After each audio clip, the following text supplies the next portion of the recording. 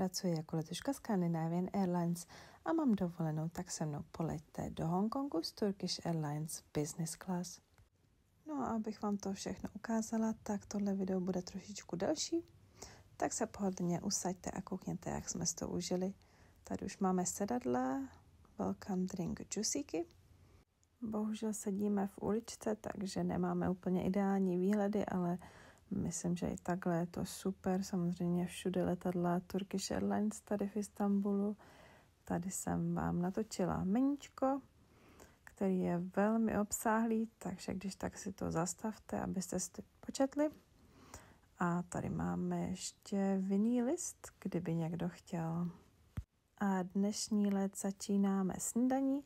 Mělo to být sice noční let, ale jelikož jsme měli velké zpoždění, tak vlastně přehodili ty servisy.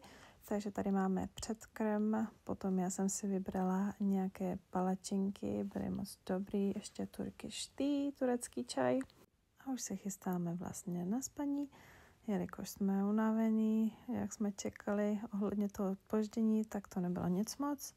No a takhle vlastně si z meníčka ještě můžete objednat nějaký popcorn, drinky. My jsme si ještě objednali Bloody Mary, nealkoholické teda. A před příletem jsme dostali druhý chod, takhle předkrm, nějaké oříšky, šampaňo. Tohle byl můj hlavní chod. A nejlepší věc na celém letu, baklava. Bože, nejlepší.